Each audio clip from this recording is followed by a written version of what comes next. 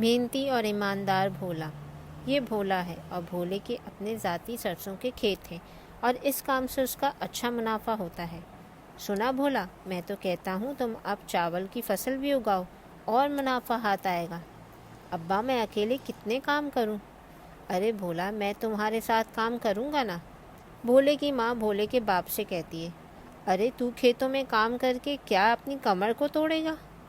भोला सरसों की फसल सोना व्यापार को बेचा करता है।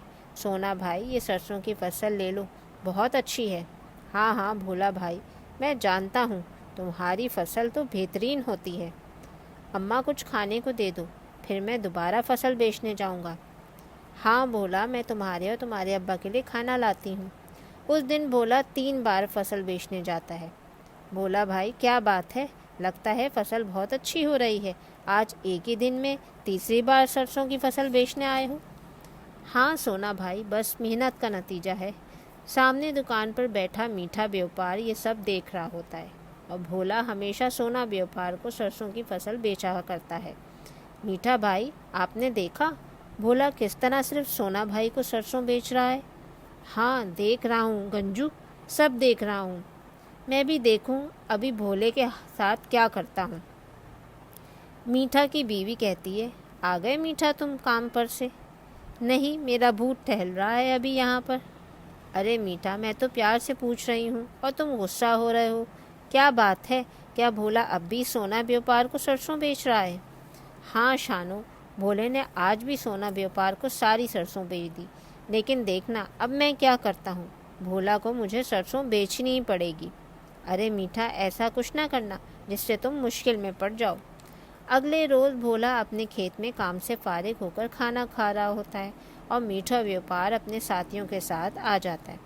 अरे ओ भोला, तुमको मैंने पहले भी कहा था अपनी सरसों मुझे बेचो, लेकिन तुमने नहीं मानी मेरी बात।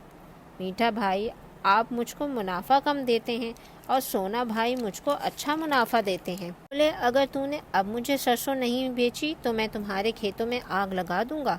ये क्या कह रहे हो मीठा भाई?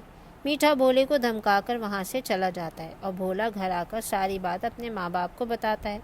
भोले की माँ कहती है, भोला तुमको मीठा व्यापार की बात माननी चाहिए, वरना वो बहुत नुकसान कर देगा। हाँ भोला, तेरी माँ बिल्कुल ठीक कह रही है। और अगले रोज़ भोला सरसों की फसल लेकर मीठा व्यापार के पास पहुँच जाता है। ये लो मीठा भाई, सरसों की फसल, अब मेरे पैसे दे दो मुझे। पैसे? कैसे पैसे? भोला भाई, अगले महीने ले जाना। ये ना करो मीठा भाई, मैं घर का खर्च कैसे चलाऊंगा? तू जाता है यहाँ से या तेरी खेतों को आग लगा दूँ? सोना व्यापार सामने मीठा सब देख रहा होता है कि आज भोला उसके बजाय मीठा व्यापार के पास क्यों गया, और काम से फारिग होते ही भोले के घर पहुँच जाता है। भोला भाई, क्या मुझसे कोई गलती हो गई जो मुझको सरसों नहीं बेची आपने? नहीं सोना भाई, क्या बताऊँ आपको। भोला सारी बात सोना व्यापार को बता देता है। सोना व्यापार भोले को तसल्ली देता है और कल फिर मीठा को सरसों बेचने की हिदायत करता है और खुद सोना व्यापार पुलिस स्टेशन चला जाता है। मीठा के खिलाफ रिपोर्ट दर्ज कराता है। अगले रोज़ जब भोला मीठा को सरसों बेचने आता है तो पुलिस पीछे ही छुपी बैठी होती है। हाँ भोला भाई, सरसों रख दो और पैसे अगले महीने ले जाना। नहीं मीठा भाई, मैं तो आज ही पैसे लेकर जाऊँगा। मीठा कहता है, क्या कहा तूने? मैं तेरी फसल को आग लगा दूंगा। और ये सुनते ही पुलिस पीछे से आ जाती है। हाँ भाई मीठा, बहुत हो गई तुम्हारी गुंडागर्दी, आग लगा दूंगा। अरे पुलिस भाई, आपने गलत सुना, मैं तो कह रहा था हल चला दूंगा।